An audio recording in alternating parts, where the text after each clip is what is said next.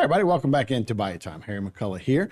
Just wrapped up a legislative session in Baton Rouge. A little chaos right there at the end. As it always is, it's politics, even though it's in Louisiana.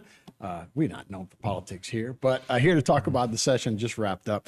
The chairman of the Appropriations Committee and the District 52 representative, Mr. Jerome Zeringue. Thanks so much for being here. I saw you all over the place, man. Every time they had a camera down there, it seemed like I saw people talking to you. Yeah, when it's slow news days or there's a problem, they'll throw me up there. But no, it was okay. But thanks for having me. Appropriations is a big deal. Yeah. Thanks so much for being here. Look, and part of the deal, this was a big money session. So, that was a big part of it, passing the budget and all like that. So how did it go? Well, overall, I think it went well. There was an opportunity to do some things in terms of provide funding for critical infrastructure. Funding in this region, we provided funding for several big projects, roads, bridges, hurricane protection. Also looking at paying down debt. We made a significant contribution to the retirement debt for the state, over $690 million. That's going to pay off dividends into the future. We also put in you'll call it a stipend, but we did put some in for the teachers. And we also supplemental pay for the first responders, sheriffs, firemen, provided additional supplemental pay for them.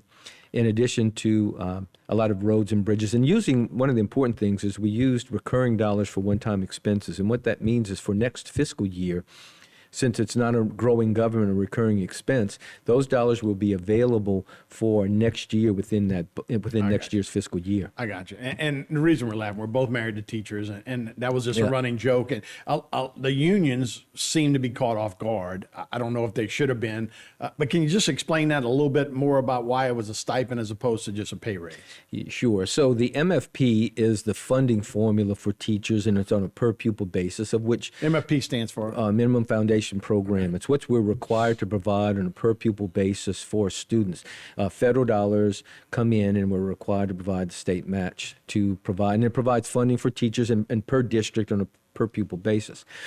In that, the governor proposed a $2,000 pay raise for teachers, $1,000 for support workers, and within the MFP, there's also differential pay that Secretary Brumley wanted to include, which is a unique and interesting concept. I think it's actually pretty good, and there was $60 million in that. Well, the teachers union and others, they don't want differential pay. They didn't want any part of that. Well, the MFP, as far as the legislature goes, is an up or down vote. It's not like we can say, well, we'll change it in a minute. It's not like a regular bill that is generated in the legislature. Right. It's the funding formula that Bessie provides for funding. So it's either an up or down vote. You either accept it and pay through the whole thing, or if you don't accept it, one of two things: they can go back and amend it, Bessie can, and then come back, which there wasn't enough time. Right. Or if they don't vote it, it reverts to the previous year's MFP. Well, it wasn't voted on to the previous MFP, but we wanted to provide the teachers again. I support I support the teacher pay raise, and it's important. We need to pay our teachers and first responders and all those important occupations that are critical to the future. So we put in the $2,000 pay raise, $196 million, and which will cover the what would have been the pay raise. But we also passed legislation, and this was done in 2013, where we authored and passed a resolution urging and requesting Bessie to incorporate that in next year's MFP. So when they present next year's MFP, it's going to already be in there. So it's essentially like a recurring, but it just wasn't officially within the MFP. Yeah, just a technical issue. And, obviously people are going to take advantage for making political hay. So I did see a few of those folks on TV recently. So let's talk about, this was a different year. I mean, we've had so much money coming off COVID and coming off some of the federal money that's coming in, and we're coming out of that. So the state has to get ready for that, to live post-COVID. Was that a challenge, or are we still in that time period? Well, it's a challenge in so much as, it's kind of a good problem to have with the money that we did have available. These are one-time dollars, not recurring dollars, and primarily because of the influx in both federal dollars, but also we were prudent in the past 2 years in what we did, and not necessarily growing government, and as I mentioned, putting it to using those recurring dollars for the state and using those federal dollars and putting some one-time dollars to where they're not recurring and growing government. So it puts us in a better fiscal position so that when we will experience the shortfall in 2 years when the 0.45 rolls off, that'll be a reduction of $450 million. And 2 years ago, we passed legislation that the auto sales tax is going to go for infrastructure. It won't be part of the general fund anymore. It's good so that it's going to go to roads and bridges, but it's going to leave a hole. It'll supplement that. Yeah, well, it's going to leave a hole in the state general fund between the 0.45 rolling off and that redirected to infrastructure will put about an $800 million hole in the budget. But the important thing is, again, as I mentioned, we're making sound financial decisions in terms of what we're doing with the state dollars so that cliff won't be as severe or as significant. And the economy is continuing to improve. And as long as it does that, and we continue to do that 1 or 2 more years, that deficit will not be as great, won't be as impactful. Right. So just to wrap here before we get into too much, I want to talk to you about some of the big things that passed this time. So with the supplement for first responders and all, is that to like help out with crime? That, you know, there was some controversial bills, I guess, in Baton Rouge and Baton Rouge and New Orleans and Shreveport. Well, but is that tied to that? There was some crime bills and judicial restructuring type bills, but the supplemental pay is primarily applying, supplemental pay for sheriffs, deputies, firemen, first responders. It's just a supplemental pay to help them. I got you. A little different. All right, we got a couple more segments to go with Jerome Zeringue. We'll be right back right here on Bite Time.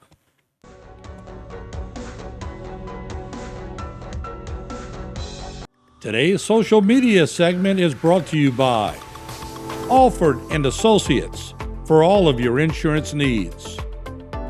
CIS, Cardiovascular Institute of the South, the highest quality cardiovascular care available. Barker Honda, the Barker family tradition of quality.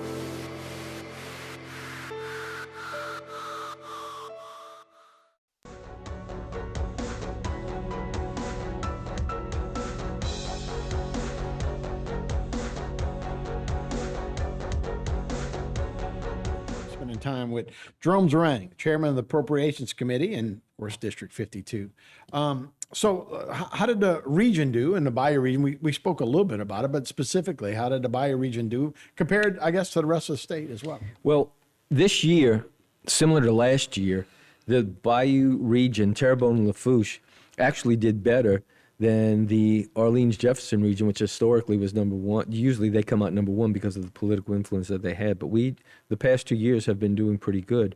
We have funding for projects. We have $1.3 million for the sheriff's office for their infrastructure repairs that they're working on post-Ida and improving the structure that they have. There's also, so in looking at some of the other things that we have throughout the parish, projects that infrastructure-wise, flood protection. We have some things for the roundabout at Val High in Hollywood. Nice. There's going to be a roundabout there. Good. Also, drainage projects and flood protection.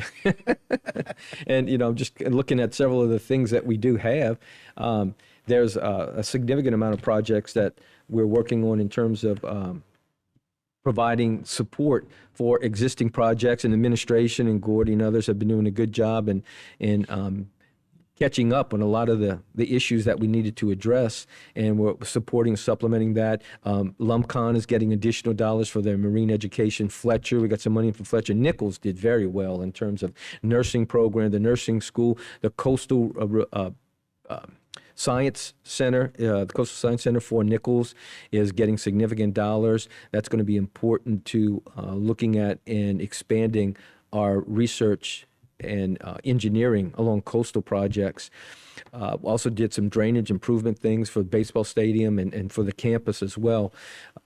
We also looked at provided some funding in the region for Lafourche as well, for North Lafourche Levee District, in addition to the Terrebonne Levee District from Morganza to the Gulf. So there are a significant amount of projects, and the region did very well. Yeah, absolutely.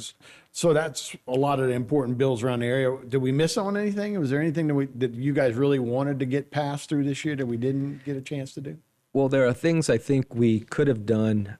We did provide some additional funding for the HNC. We're relocating some of the pipelines. Right. Before we can deepen it, we provided an additional $7 million. There's $17 million. It's really going to be a $30 million effort to be able to relocate those pipelines.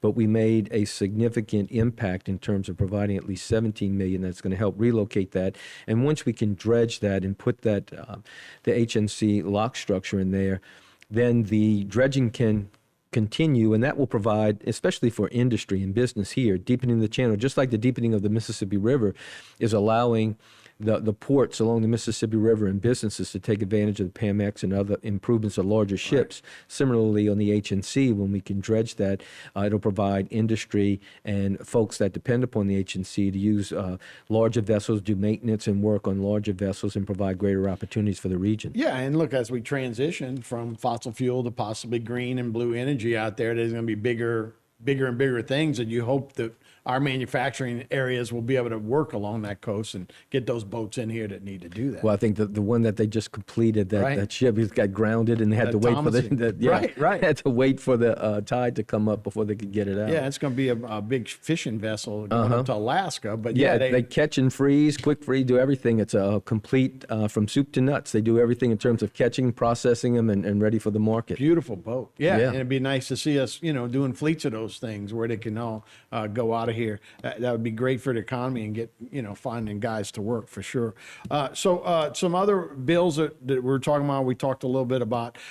We talked about the chaos, and is that a normal thing? Just right at the end, that it seems like that happens. Look, we just saw it with the debt ceiling on the federal level. Mm-hmm. Is that just something politics that happens? Well, for this, everybody's kind of got their hair on fire because of this particular event. But in our first term, it happened routinely on my first 4 years. In fact, there was I think it was 2017 or the 2018 budget, when we were supposed to sign it out, I shut down at midnight, and we were actually voting on the budget at 11:58. We didn't even have time to look at it. Similarly in this one, but I think the freshmen in this class of legislators were kind of spoiled because the previous 3 years, we were able to get out the budget several weeks before we adjourned, primarily because there was concern by leadership to ensure that we, at least, if you can pass the bill while you're in session with enough time that if the governor has to either sign it or it becomes law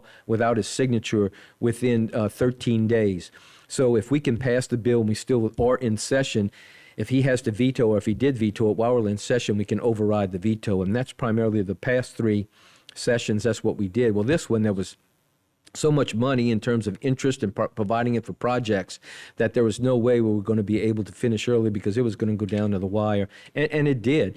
They were actually putting amendments on the bill, and we have staff who are drafting the bill that were putting amendments at 3 in the afternoon, and we were adjourning at 6. And and it's not just a plug and paste thing, Right. because if you do something here, it can affect HB1 or the supplemental bill. All these bills are interconnected, and it's not just simply you address either increase here or you eliminate a project. It has cascading effects of other bills. And so it's not just as simple as just removing it. And when they were making those changes, it's practically impossible to get it all ready, get it prepared and drafted, and then provide it to the legislators. So, yes, it was kind of chaotic, but it's not the first time that's happened. It happens a lot. Does he have line item veto? He still has line item, yes. right? So now he had 13 days to do that, and you guys can't do anything about it? Well, we can have a veto session, but again, that's what they say. The 3 most powerful positions are God, the Pope, and the governor of Louisiana, because he's got line item veto. And so I'm sure he's going to exercise some of that, because we also cut $100 million out of LDH, and we can talk a little bit about that on why. All right, we'll take a break. And when we come back, we'll talk about LDH right here on Bite Time.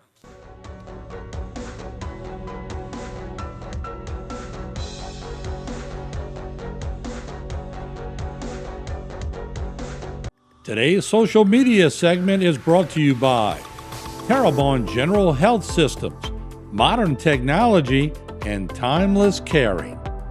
Rouse's, you're either local or you're not. Buick, the craft of modern luxury. St. Martin and Bork, know your rights.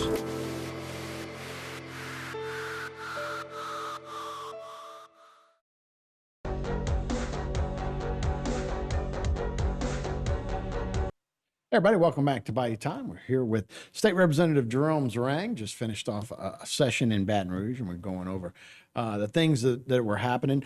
We stopped talking about LDH, which was the Louisiana Department of Health, and some of those fundings. So where are we at with that? Well, LDH is actually receiving $144 million more than they received last year.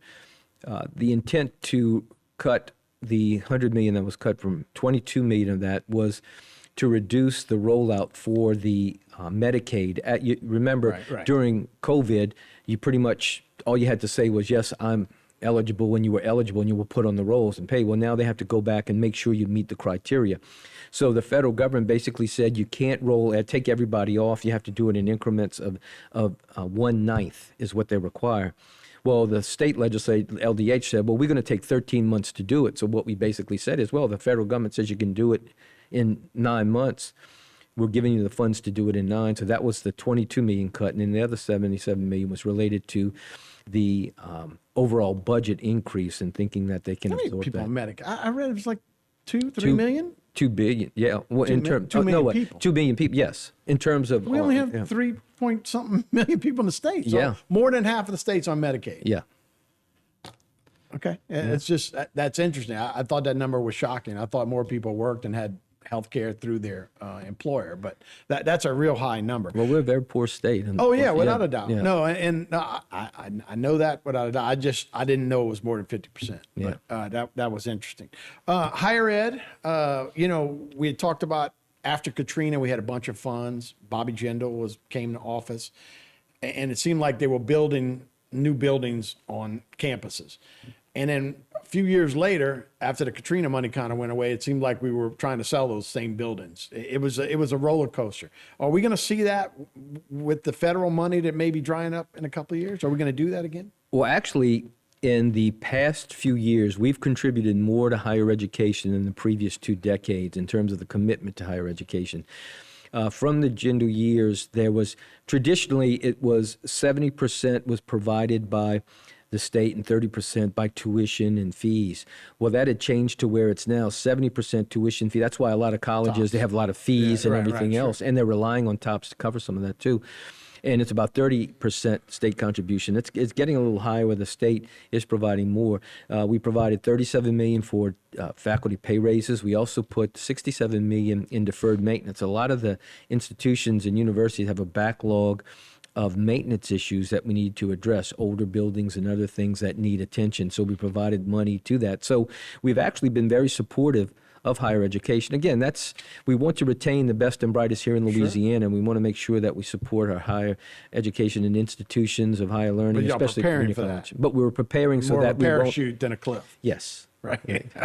Not a steep jump, a nosedive into disaster. I got you. Let's talk about some national news. And it seemed like a lot of states, particularly with the trans movement, hormone therapy, surgery for minors.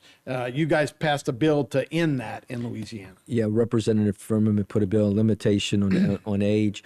And there was also another bill on libraries and access to minors on certain material. And there was also another bill by Representative Horton on In God We Trust be placed in all the schools. The governor has indicated that he is going to veto all three of those. The preliminary said that. So we talked about you don't have time to veto proof, but you'd have to call in the session to override those vetoes? Yes, we would have to go into a veto session. The Gabe Firmament's bill for the alteration was passed by 71 votes, which you need 70 to override a veto. So that would, if we do have the veto session, if the same members vote as they did, that would override that veto. You would count those votes before you call those in to session. And the other bills as well. Yeah, and he's a lame duck, and I think there were some other, and I'm sure he's probably going to veto some other bills as well. And that's the thing with a veto session. You don't go into specific bills. Now, several bills could trigger it, but the point is when you go into a veto session, you can consider everything that was vetoed. So if there are other bills, I'm sure those would be on the agenda as well. All right. And let's finish up. Thursday is the Coastal Day. Yeah. And you're going to be a speaker at the Bonland Civic Center. And it's at 8 o'clock on Thursday. Here's a look at the flyer for Coastal Day. Is this new, or what are we doing here with Coastal Day? This is an event. Parish President Dove has had, I think, several days to highlight a lot of the initiatives and things that are going on along the coast. And this is an opportunity to inform, bring in the Corps of Engineers is coming. Levee District folks are going to be here. There's a panel that I'm sitting on with other legislators to talk within our delegation, because our delegation has been very supportive and continues to support we all recognize how important it is to our region.